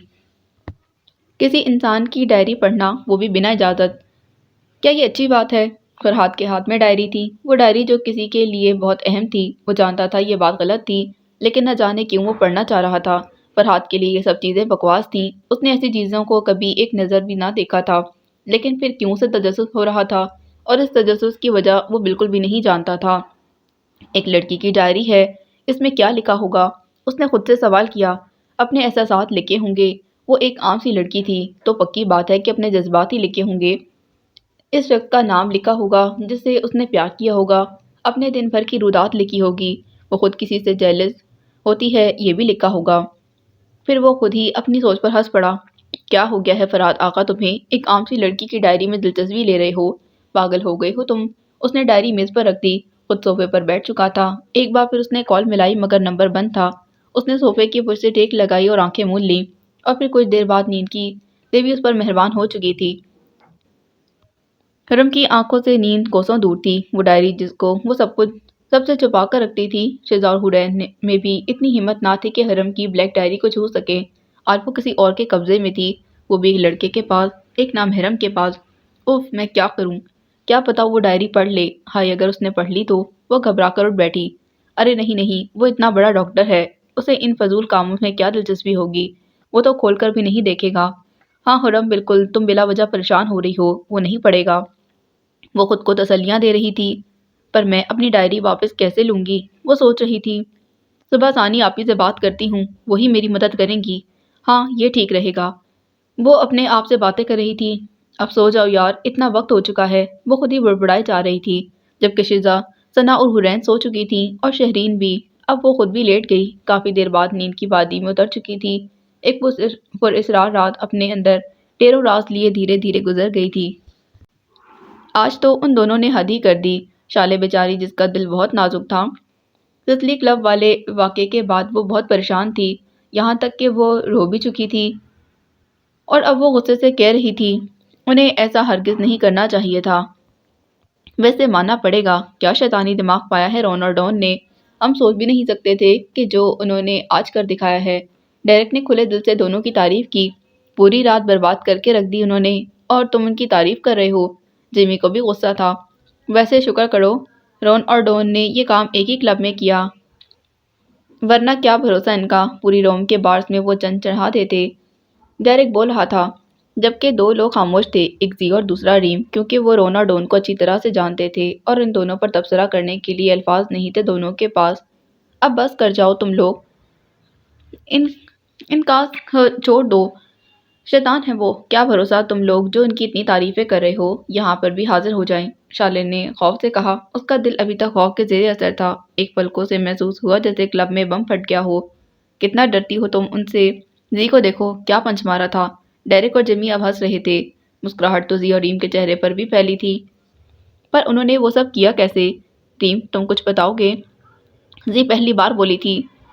ایک ہائی پیس ساؤنڈ ڈی کو ڈون نے ہارڈ راک پر چلا دیا تھا، جس سے آواز بہت باریک اور خوفناک سنائی دیتی ہے۔ اگر زیادہ دیر ایسی آواز میں رہا جائے تو بہت نقصان ہوتا ہے انسان کو، اور سننے کی صلاحیت ختم ہو سکتی ہے۔ ریم بتانا شروع ہو گیا تھا، جن نہ ہو تو خود تو کانوں پر پتہ نہیں کیا کیا لپیٹ رکھا تھا، نقصان تو ہمیں ہی ہونا تھا نا۔ شالے کا غصہ ختم ہی نہ ہو رہا تھا۔ اگر مجھے مل جائے نا تو قسم سے گردن مروڑ دوں ان کی۔ جیمی جذبات میں کچھ زیادہ ہی بول گیا تھا۔ ہے جیمی، کیا میرے بارے میں کچھ کہہ رہے ہو؟ کسی نے اچانک جیمی کی گردن پر ہاتھ رکھا۔ کوئی جیمی کے ساتھ چلنا شروع ہوا اور جیمی کو لگا اس کی دھڑکن بند ہو چکی ہے۔ وہ کوئی اور نہیں ڈون تھا۔ جیمی کی تو لگی بند گئی تھی۔ سب ساتھ ساتھ چل رہے تھے۔ کافی رات ہو چکی تھی اور وہ لوگ کلب کا مسئلہ حل کر کے ہی کلب سے نکلے تھے۔ اب وہ لوگ پیدل ہی چل رہے تھے۔ کسی کو بھی خیال نہیں آیا تھا کہ وہ لوگ پھر سے آ سکتے تھے۔ شالے کی بھی روح فنا ہوئی۔ یار بتاؤ نا، میں نے سنا ہمارے بارے میں کچھ کہا جا رہا تھا۔ وہ عزلِ خباثت کے ساتھ مسکرایا۔ البتہ اس بار ڈونلڈ اکیلا آیا تھا، رون ساتھ نہیں تھا۔ نہیں، میں وہ مارے خوف کے جیمی سے کچھ بولا ہی نہیں جا رہا تھا۔ اٹس انف ڈون، بہت ہو چکا۔ اب کی بار ریم آگے آیا۔ او ریئلی؟ ابھی تو میں نے کچھ کیا ہی نہیں۔ ڈونلڈ سارے جہان کی مسکراہٹ چہرے پر سجائے بولا تھا۔ جیمی کو کچھ محسوس ہو رہا تھا۔ ڈونلڈ کا ہاتھ اب اس کی گردن پر پھسل کر کمر تک پہنچ چکا تھا۔ وہ اتنے خوف میں مبتلا تھا کہ پوچھ ہی نہیں سکا کہ ڈون تم کیا کر رہے ہو؟ چھوڑو جیمی کو ڈون۔ ریم کو بھی ان کی آج والی شرارت پر کافی غصہ تھا۔ اوکے چھوڑ دیتا ہوں۔ لو چھوڑ دیا۔ ڈون نے اپنے ہاتھ جیمی کے جسم سے دور ہٹا لیے تھے، تبھی اچانک ایک ٹرک تیز رفتاری کے ساتھ ان کے پاس سے گزرا، اور یہ کچھ عجیب ہی ہوا تھا۔ جیمی ہوا میں اچھلا کافی اوپر اور پھر ٹرک کی پچھلی سائڈ سے جا چپکا تھا، جیسے ٹرک مقناطیسی ہو اور جیمی لوہا جو ٹرک سے ایسے چپک گیا جیسے مقناطیس سے لوہا۔ بچاؤ، مجھے بچاؤ! جمی کی چیخوں نے پورا روما کو ہلا دیا تھا۔ کسی کی بھی سمجھ میں کچھ نہ آیا کہ ہوا کیا ہے۔ اوہ شٹ! ڈریم کے منہ سے نکلا، یقیناً اس ٹرک میں رون تھا۔ بچاؤ! جمی کی چیخیں ابھی بھی سنائی دے رہی تھیں۔ ٹرک اس نے کافی آگے نکال لیا تھا اور ٹرک کے پچھلے بند دروازے سے جمی کسی مکڑے کی طرح چپکا ہوا تھا۔ اسے دیکھ کر ڈون کے کہکے کسی جن کی طرح گونج رہے تھے۔ اب بچا سکتے ہو تو بچا لو جمی کو، ڈون نے کہا اور ٹرک کے پیچھے دوڑ لگا دی۔ میں تم لوگوں کو نہیں چھوڑوں گا۔ ریم اس کے پیچھے بھاگا۔ پہلے جمی کو تو بچا لو، ڈون بھاگتے ہوئے ہنس رہا تھا۔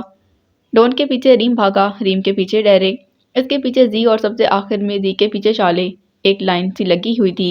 دیکھنے والے انہیں روما کے پاگل کہتے تھے۔ رون اور ڈون نے سب کو بھگایا ہوا تھا اور یہ ٹیلنٹ صرف اور صرف ان دونوں کے پاس تھا جو ساری دنیا کو اپنے پیچھے بھگا سکتے تھے اور چاہے تو دنیا کو اپنی انگلیوں پر بھی نچا سکتے تھے۔ جمی کی چیخیں ابھی تک فضا میں گونج رہی تھیں۔ پتہ نہیں ریم اسے بچا بھی پاتا یا نہیں، یا وہ دونوں اسے پوری دنیا کی سیر کروانے والے تھے۔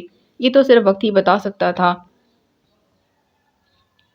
وہ ندی کا ایک کنارہ تھا جہاں وہ بیٹھی ہوئی تھی، وہیں دھند میں لپٹی خاموشی، پراسرار جگہ۔ وہ جگہ طلسماتی تھی، وقت ساحر تھا یا پھر وہ خود ساحرہ تھی جو جب بھی ملتی راہ چھوڑ جاتی تھی اپنے پیچھے۔ تم یہاں کیوں بیٹھی ہو؟ وہ اس کے پاس جانے کی کوشش کر رہا تھا۔ اور کہاں جاؤں میں؟ اس نے الٹا سوال کیا۔ یہاں تو کافی ٹھنڈ ہے، تم بیمار پڑ جاؤ گی، وہ فکرمندی سے بولا۔ یہ ٹھنڈ تو رگوں پہ میں سرایت کر چکی ہے، اب تو کچھ محسوس ہی نہیں ہوتا، نہ ٹھنڈ اور نہ درد، عادت سی ہو گئی ہے، وہ بول رہی تھی، لہجے میں ٹوٹے کانچ کی سی چبھن تھی۔ ایک بات پوچھوں تم سے؟ اب وہ پوچھ رہا تھا۔ ہاں پوچھو، اس نے کہا۔ کون ہو تم؟ میں تمہیں جاننا چاہتا ہوں، آخر کیا رشتہ ہے تم سے میرا؟ کون ہو تم؟ پلیز بتاؤ مجھے۔ میں تمہارے بہت قریب ہوں، تم چاہو تو مجھے جان سکتے ہو، بس ہاتھ بڑھاؤ اور محسوس کر کے دیکھو۔ اگر کچھ محسوس ہوا تو سمجھ لینا کہ تمہارا ہی حصہ ہوں، ایک گمشدہ حصہ جسے اپنے وقت پر اپنے اصل سے آ ملنا ہے۔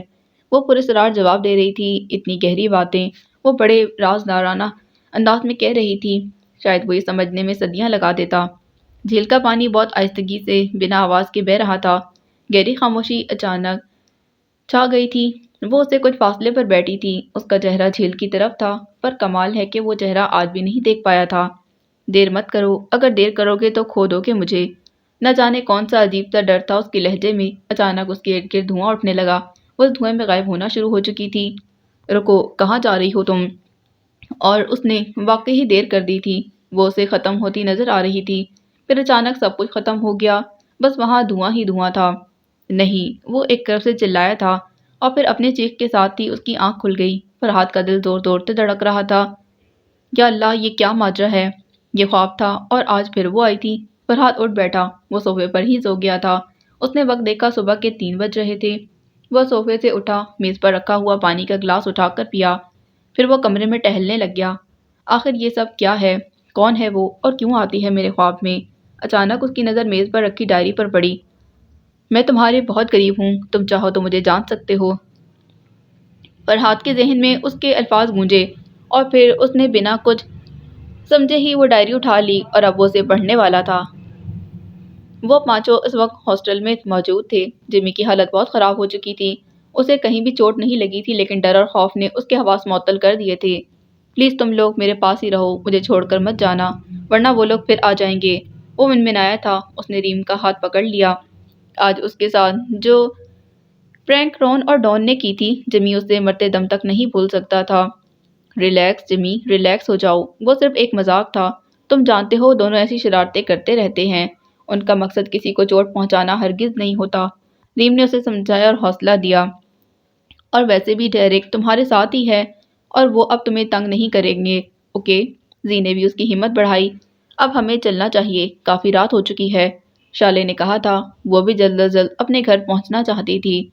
ہاں چلو، ہم تمہیں ڈراپ کر دیں گے، زی نے جواب دیا۔ اور پھر زی، شالے اور ریم ہاسٹل سے باہر آ گئے۔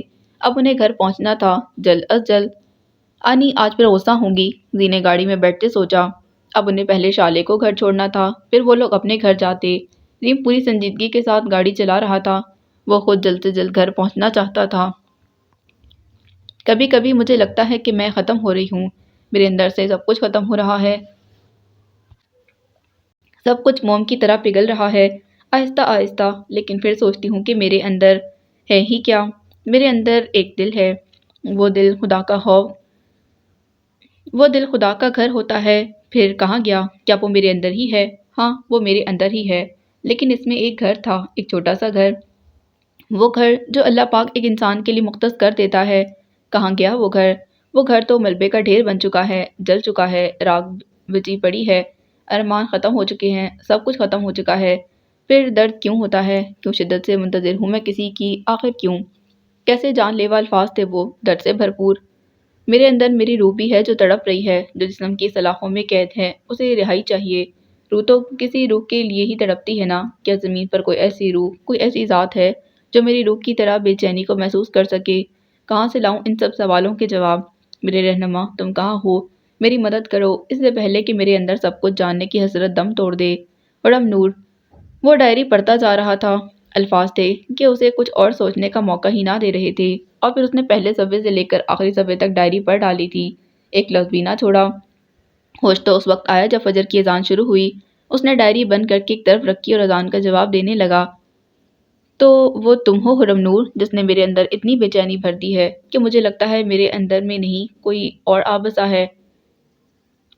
اب وہ سوچ رہا تھا، ڈائری میں کہیں کسی لڑکے کا ذکر نہیں تھا، کہیں کسی کی بے وفائی کا ذکر نہیں تھا، کہیں اس بات کا ذکر نہیں تھا کہ اس نے محبت کی ہے۔ سب کچھ ہی تو لکھا تھا اس ڈائری میں، ایک ایک احساس کو لفظوں کا رنگ دے کر قید کیا گیا تھا، لیکن پھر بھی کچھ بھی تو نہیں تھا ایسا ڈائری میں جیسا وہ چاہ رہا تھا، سوچ رہا تھا۔ ویسا کچھ بھی نہیں تھا۔ وہ لڑکی نہیں، ایک بھید تھی، ایک راز تھی، وہ راز جسے اب فرحاد آغا کو جاننا تھا۔ اذان کب کی ختم ہو چکی تھی، بہت سے لمحے صرف اسی کے بارے میں سوچتے گزر گئے۔ پھر وہ اٹھا، نماز کے لیے قدم بڑھا دیے۔ بے شک اس ذات کے پاس ساری الجھنوں کے، سارے سوالوں کے جواب تھے، اور فرحاد آغا کب ایسا تھا؟ کب وہ نماز پڑھنے جاتا تھا؟ کب اس نے کسی کے لیے کچھ مانگا تھا؟ سب کچھ تھا اس کے پاس، پھر اس کو ایسا بنا دیا گیا۔ کبھی کبھی ہمیں توڑ مروڑ کر ایک نئی سانچے میں ڈالا جاتا ہے، کسی اور کے لیے بنایا جاتا ہے، اسے بھی بنا دیا گیا تھا، لیکن پہلے توڑا گیا تھا، پھر جوڑا گیا۔ اس توڑ جوڑ کا بھی اپنا ہی مزہ ہے، اور وہ رب توڑتا اسی کو ہے جسے اپنے ہاتھوں سے سنوارتا ہو، جسے اپنے ہاتھوں سے سنوارنا ہو۔ ثانی آپی، مجھے آپ سے بہت ضروری بات کرنی ہے۔ حرم جیسے بہت عجلت میں تھی۔ کیا ہوا حرم، سب ٹھیک ہے نا؟ ثانی آپی نے اس کی پریشانی بھانپ لی تھی، تبھی پوچھا۔ نہیں، کچھ ٹھیک نہیں ہے آپی، حرم نے کہا، اور پھر ثانی آپی کے پوچھنے پر اس نے ہاسپٹل سے لے کر کل رات تک کا واقعہ سنا دیا۔ صبح صبح کا وقت تھا، ثانی آپی کچن میں تھیں، باقی سب سوئے ہوئے تھے، اور وہ نماز پڑھ کر کچن میں آ گئی تھیں۔ اسے لگ رہا تھا کہ اگر بات نہ ہوئی تو پھر سب اٹھ جائیں گے اور اسے موقع نہیں ملے گا، تو اس میں اتنا پریشان ہونے والی کیا بات ہے؟ ثانی آپی نے اس کی پوری بات توجہ سے سنی۔ پریشانی والی بات تو ہے نا، اب میں کیسے اسے ان کی فائل واپس کروں گی؟ حرم روحان سے ہوئی، وہ پلا کر ایک طرف رکھ کے اسٹول پر بیٹھ چکی تھی۔ ارے بابا، پریشان کیوں ہوتی ہو؟ آج میں نے دوبارہ ہاسپٹل جانا ہے چیک اپ کے لیے، تو تم میرے ساتھ چلنا۔ ڈاکٹر سمیع نے آج کی تاریخ دی تھی دوبارہ چیک اپ کے لیے۔ ثانی آپی نے پیار سے کہا۔ کیا واقعی آپ سچ کہہ رہی ہیں؟ اللہ پاک تیرا شکر ہے۔ حرم خوش ہوئی۔ ہاں، اسے آج شام کا وقت بتا دو اور کہنا کہ وہ ہاسپٹل میں ہی آ جائے جہاں فائلیں بدلی جائیں گی، پھر سے بدل لینا۔ ثانی آپی نے اسے سمجھایا تھا۔ ویسے صورتحال کافی فلمی سی نہیں ہو گئی؟ ثانی آپی نے اسے چھیڑا۔ حرم بری طرح چونک گئی تھی۔ آپی، آپ بھی نا، ہم اتنے پریشان ہیں اور آپ اس بات کو فلمی صورتحال کہہ رہی ہیں، حرم نے مصنوعی خفگی سے کہا، جبکہ ثانی آپی مسکرا دیں۔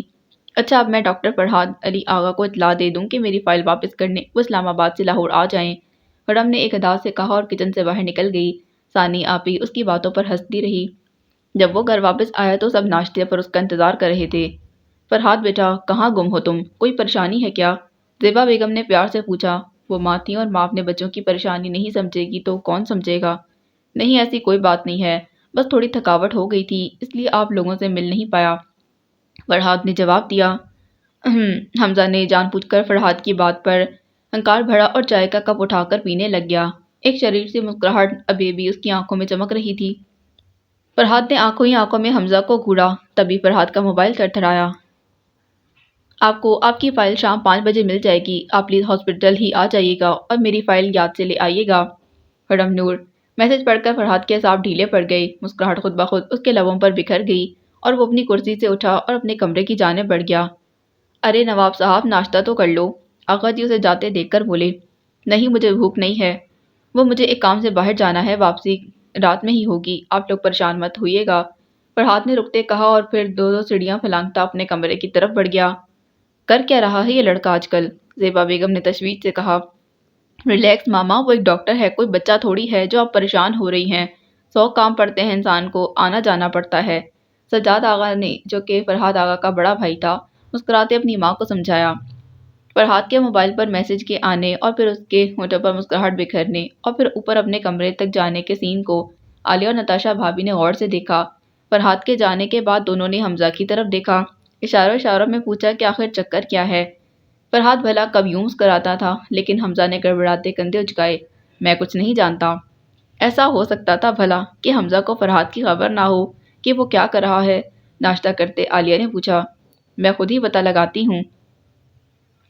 اور فرحات جلدی جلدی تیار ہو رہا تھا، آخر کو اسے لاہور جانا تھا۔ مسکراہٹ ابھی بھی اس کے چہرے پر بکھری تھی۔ فائل واپس ملنے کی اتنی خوشی ہو رہی تھی یا پھر حرم سے ملنے کی، وہ خود نہیں جانتا تھا۔ ہاں، اسے جلد از جلد لاہور پہنچنا تھا، بس وہ یہ جانتا تھا۔ وہ بری توجہ سے گاڑی چلا رہا تھا جب اچانک اس کے موبائل پر بیل ہوئی۔ فرحات نے موبائل اٹھایا۔ ڈاکٹر منیشا کالنگ دیکھ کر اس کے چہرے پر ناگواریت پھیل گئی۔ بیل بار بار ہو رہی تھی، نہ چاہتے بھی اسے کال ریسیو کرنی پڑی۔ ہیلو ڈاکٹر فرحات، اسے منیشا کی بے چین سی آواز سنائی دی۔ جی بول رہا ہوں، سخت لہجے میں جواب دیا گیا۔ کہاں ہیں آپ؟ ہاسپٹل نہیں آئے؟ ڈاکٹر جواد بتا رہا تھا کہ آج آپ چھٹی پر ہیں۔ ڈاکٹر منیشا اور ڈاکٹر جواد فرحات کے کولیگز تھے۔ کیا بات ہے، خیریت تو ہے نا؟ آپ نے تو کبھی ہاسپٹل سے چھٹی نہیں کی، پھر آج کیسے؟ وہ فرحات کی بات سنے بنا بولے جا رہی تھی۔ جی سب خیریت ہے، دراصل مجھے ایک ضروری کام سے لاہور جانا پڑا ہے، اب وہیں جا رہا ہوں، اس وقت گاڑی ڈرائیو کر رہا ہوں، بعد میں بات کروں گا۔ انداز بالکل ہی جان چھڑانے والا تھا۔ سنے تو اتنی بھی کیا جلدی ہے؟ میری تو صبح ہی آپ کو دیکھ کر ہوتی ہے اور ایک آپ ہیں کہ اتنی بے رخی؟ مانا بے رخی جچتی ہے آپ پر، مگر میرے دل کا بھی خیال کریں جناب، بہت نازک ہے۔ اور ڈاکٹر فرحات آغا بھلا اتنا کب سن سکتا تھا؟ اس کی برداشت کی حد ختم ہو گئی۔ دیکھیں مس منیشا، مجھے آپ یا آپ کے دل میں کوئی دلچسپی نہیں ہے، میں پہلے ہی بتا چکا ہوں کہ ڈرائیونگ کر رہا ہوں، تو برائے مہربانی آپ مجھے دوبارہ پریشان مت کیجیے گا۔ بے رخی کی ساری حدیں پار کرتے اس نے فون بند کیا اور اس کے ساتھ ہی موبائل آف کر کے ایک سائڈ پر رکھ دیا۔ ڈاکٹر منیشا پہلے دن سے ہی فرحات کی شخصیت اور اس کے رکھ رکھاؤ والے انداز اور لڑکیوں کو مکمل طور پر نظر انداز کرنے والے رویے اور عورتوں کا احترام کرنے پر مر مچی تھی۔ یہ تو فرحات ہی جانتا تھا کہ وہ اسے کیسے برداشت کرتا تھا۔ اچانک اس کی نظر سامنے ڈیش بورڈ پر رکھی نیلی فائل پر پڑی۔ اس فائل کے اندر موجود ڈائری اور اس میں جو کچھ لکھا تھا وہ فرحات کے ذہن میں گھوم رہا تھا۔ اس نے ڈائری کو واپس کرنے جا رہا تھا۔ ایک ہی رات میں وہ کتنی اپنی سی لگنے لگی تھی، لیکن مجبوری تھی، واپس کرنا تھی، آخر کو کسی کی امانت تھی۔ ٹھاک کی آواز کے ساتھ گیٹ کھلا اور حرم اجلت میں اندر آئی تھی۔ برآمدے کی گرل کھول کر اندر چلی گئی صابرہ خاتون، حرم کی والدہ۔ صحن میں بیٹھی سبزی بنا رہی تھی۔ حرم کی اس حرکت پر تو حیران ہی رہ گئیں کہ یہ کیسے اور کہاں سے آئی۔ حرم، باقی سب کہاں ہیں اور تم کس کے ساتھ آئی ہو؟ وہ پریشانی سے پوچھ رہی تھی۔ کچھ لمحے بعد حرم فائل کے ساتھ کمرے سے برآمد ہوئی۔ امی، میں ہاسپٹل جا رہی ہوں، ثانی آپی کے ساتھ، وہ باہر گاڑی میں بیٹھی ہیں، شام کو سب ادھر ہی آئیں گے، میں آپ کو آ کر بتاتی ہوں۔ اور کھانا بنا کر رکھیے گا، ثانی آپی آج ہمارے پاس ہی رکیں گی، تیزی سے کہتی جس رفتار سے آئی تھی اسی رفتار سے گیٹ کھول کر یہ جا وہ جا، جبکہ صابرہ خاتون دیکھتی ہی رہ گئیں۔ عجیب آندھی کی رفتار والی لڑکی ہے، کچھ سنتی ہی نہیں، وہ زیر لب بڑبڑا رہی تھیں۔ وہ پچھلے 1 گھنٹے سے ہاسپٹل کے پچھلے لان میں بیٹھا اس کا انتظار کر رہا تھا۔ موسم آج بھی ابر آلود تھا، جنوری کا مہینہ تھا، سردی کی شدت میں اضافہ ہو رہا تھا، برسات کی جھری لگی ہوئی تھی، بادلوں کا جب دل چاہتا برسنا شروع کر دیتے۔ لاہور تو وہ دوپہر کو ہی پہنچ گیا تھا، پھر ساری بات ڈاکٹر سمیع کو بتانی پڑی، جو اسے یوں لاہور میں اچانک دیکھ کر حیران ہوئے۔ جب سے اسے پتہ چلا کہ حرم ہاسپٹل کے لیے نکل چکی ہے، تب سے وہ اسی لان میں بیٹھا تھا۔ گول میز کے گرد 2 کرسیاں رکھی تھیں، شام ہو چکی تھی، پھر وہی وقت ہو چکا تھا جس وقت وہ پہلی بار ملے تھے۔ لگتا ہے آج پھر بارش ہوگی، وہ سوچ رہا تھا کہ اچانک لائٹ چلی گئی۔ اوہو، یہ لائٹ لاہور والوں کو کتنا تنگ کرتی ہے۔ خیر مجھے کیا، وہ بڑبڑایا۔ اس نے کرسی کی بت ٹیک لگا لی اور آنکھیں بند کر لیں۔ اتنا لمبا سفر کرنے کے بعد وہ تھک چکا تھا۔ ابھی تھوڑی دیر گزری تھی کہ ایک مخصوص جانی پہچانی سی خوشبو ہوا کے جھونکے کے ساتھ اس کی نتنوں سے ٹکرائی۔ چنبیلی کی خوشبو۔ یہ تو وہی خوشبو تھی جو ڈائری سے آتی تھی۔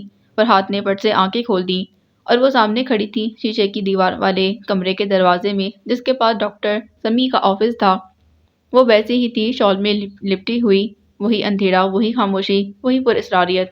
فرحات ایک جھٹکے سے کھڑا ہوا، دل تاک کے گولی کی رفتار سے تیز دھڑکنا شروع کر چکا تھا۔ السلام علیکم۔ وہ آہستہ آہستہ قدم اٹھاتے ہوئے قریب آئی۔ یہ آپ کی فائل۔ سلام کرنے کے بعد اس نے فائل میز پر رکھ دی۔ اتنی دھیمی آواز، فرحات کو لگا اس کی سماعت میں کوئی مسئلہ ہو گیا ہے، شاید جو اتنا دھیما سنائی دے رہا تھا۔ وعلیکم السلام، فرحات نے شائستگی سے جواب دیا۔ آپ مجھے میری فائل واپس کر دیں، وہ بے چینی سے کہہ رہی تھی۔ نظریں ایک بار پھر فرحات کی طرف نہیں اٹھی، ورنہ فرحات آغا کو یوں نظر انداز کرنا یا نظریں ایک مرتبہ اسے دیکھنے کے بعد اس کے چہرے سے ہٹانا صنف نازک کے لیے خاصا مشکل کام تھا۔ فرحات نے میز سے فائل اٹھانے کے بعد اس کے سامنے کی، جسے حرم نے تھامنے کے بعد کھول کر چیک کیا کہ آیا اندر ڈائری ہے بھی یا نہیں۔ حرم کی حرکت پر ایک دھیمے سے مسکراہٹ فرحات کے لبوں کو چھو گئی تھی۔ آپ کی ڈائری محفوظ ہے، فرحات نے مسکراتے بتایا۔ شکریہ، حرم نے جواب دیا اور واپسی کے لیے مڑی۔ ایک منٹ، آپ بیٹھ جائیں پلیز۔ فرحات نے اسے یوں فوراً واپس جانے کی توقع نہیں کی تھی۔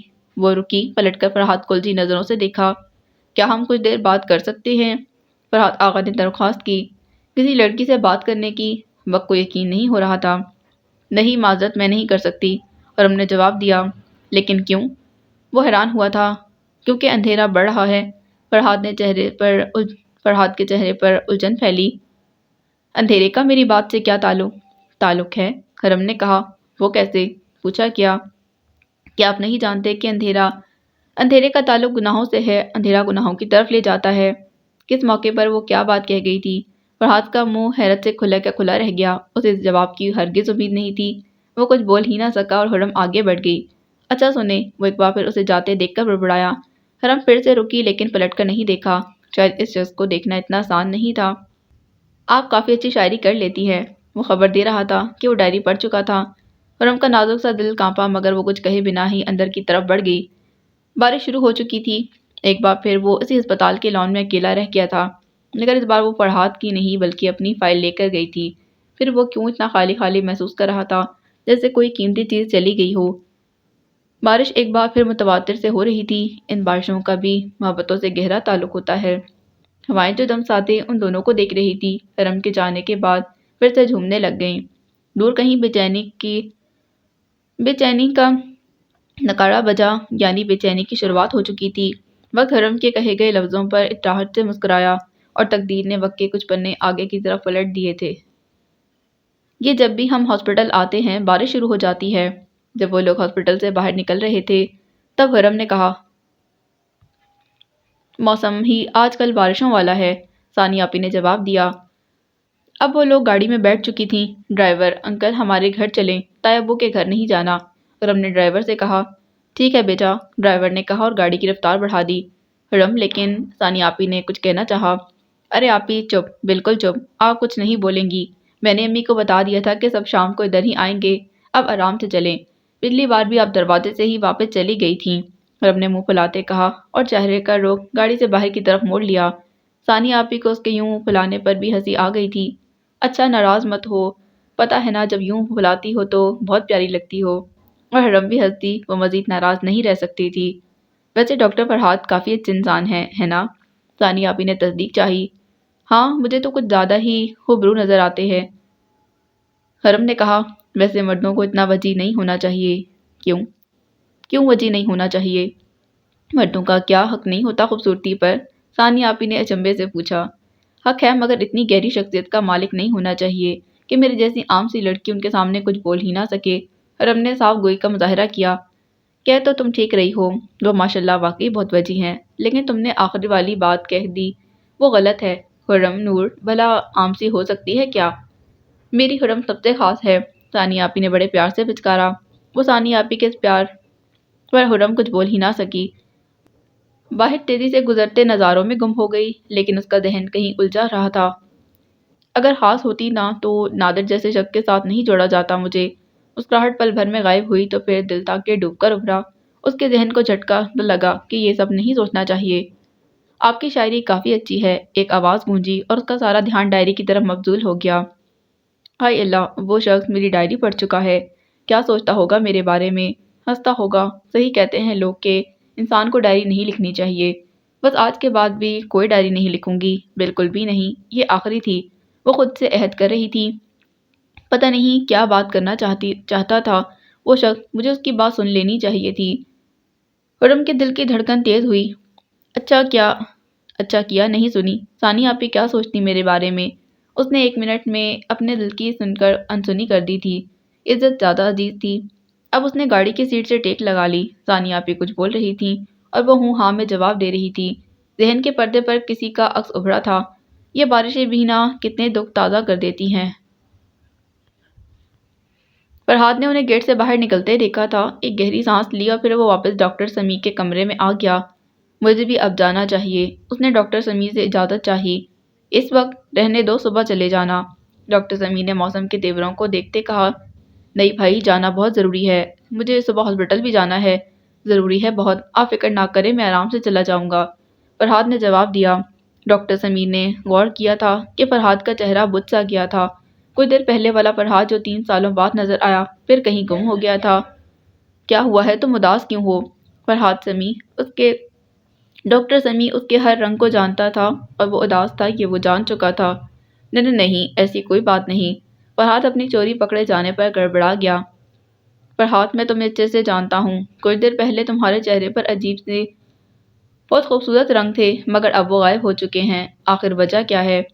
کوئی وجہ نہیں ہے بھائی، آپ کو وہم ہو رہا ہے، فرحاد نے مسکراتے ٹالنا چاہا۔ چلو ابھی تم بتانا نہیں چاہ رہے، تمہاری مرضی، لیکن جب دل کرے تو مجھے لازمی بتا دینا۔ ڈاکٹر سمیع نے اسے پرسکون کرنا چاہا۔ جی ضرور، فرحاد مسکرا دیا۔ اور وہ کب جانتا تھا کہ جس بے چینی کا نکارا وہ کچھ دیر تک بڑھنے والی ہے، اور بے چینیاں کہاں سکون لینے دیتی ہیں۔ جب وہ لوگ گھر پہنچے تو کافی گہما گہمی لگی ہوئی تھی۔ لگتا ہے سب آ گئے ہیں، خرم نے اندر سے آتی آوازوں کو سنتے کہا۔ وہ مسکراتے اندر داخل ہوئی۔ واقعی سب آ چکے تھے۔ ثانی آپی کی بیٹی گڑیا بھی ان کے ساتھ تھی۔ شزا، ثنا، حورین اور امی سب لاؤنج میں تلم برآمدے میں بیٹھے تھے۔ اتنی رونق دیکھ کر خرم کو بہت خوشی ہوئی تھی۔ ثانی آپی سب سے مل رہی تھیں اور یہ کیا، خرم کے ہونٹوں کی مسکراہٹ اچانک غائب ہو گئی۔ سامنے کمرے میں نادر بیٹھا تھا، نبیل اور زین کے ساتھ۔ اس کا آنا لازمی تھا کیا؟ نہ جانے کیوں وہ شخص کا نام سنتی تو لگتا کہ جیسے گرم پگھلا ہوا سیسا کانوں میں ڈیل دیا گیا ہو۔ نادر کی نظریں خرم پر جمی تھی۔ مجال ہے جو خرم نے سلام کیا ہو۔ السلام علیکم، بالآخر وہ خود ہی بول پڑا۔ جانتا تھا خرم تو اسے بلانے والی نہیں۔ وعلیکم السلام، مجھے کام ہے، میں آتی ہوں، وہ کہتے باہر نکل گئی۔ خرم، چائے بنا لو، صابرہ خاتون نے اسے کچن کی طرف جاتے دیکھ کر کہا۔ جی امی، وہی بنانے جا رہی ہوں، خرم نے جواب دیا، اور کچن میں آنے کے بعد آنسو اس کی آنکھوں سے ٹپ ٹپ گرنے لگے۔ یا اللہ پاک اس شخص کو میری زندگی کا حصہ مت بنائے گا، میں جیتے جی مر جاؤں گی۔ وہ دعا مانگ رہی تھی اور ساتھ ساتھ چائے اور دیگر لوازمات تیار کرتی جا رہی تھی۔ اسے پتا تھا کچھ دیر بعد ثنا اس کی مدد کرنے آ جائے گی اور پھر شزا بھی، البتہ حورین تو بلانے سے بھی نہ آتی۔ کچھ دیر بعد اسے کچن میں اپنے پیچھے آہٹ محسوس ہوئی مگر مڑ کر اس نے نہیں دیکھا۔ شکر ہے ثنا تم آ گئی، آؤ یہ شامی کباب فرائی کر دو، وہ بول رہی تھی مگر کوئی جواب نہیں آیا۔ اچانک اسے کچھ غیر معمولی سا محسوس ہوا۔ خرم نے پیچھے مڑ کر دیکھا، پھر اس کے چہرے کی رنگت زرد پڑ گئی۔ کچن کے دروازے میں نادر کھڑا تھا اور اب وہ کچن کا دروازہ بند کر کے اس کی طرف بڑھ رہا تھا۔ چہرے پر شیطانی مکروہ مسکراہٹ پھیلی تھی۔ باقی اگلی قسط میں۔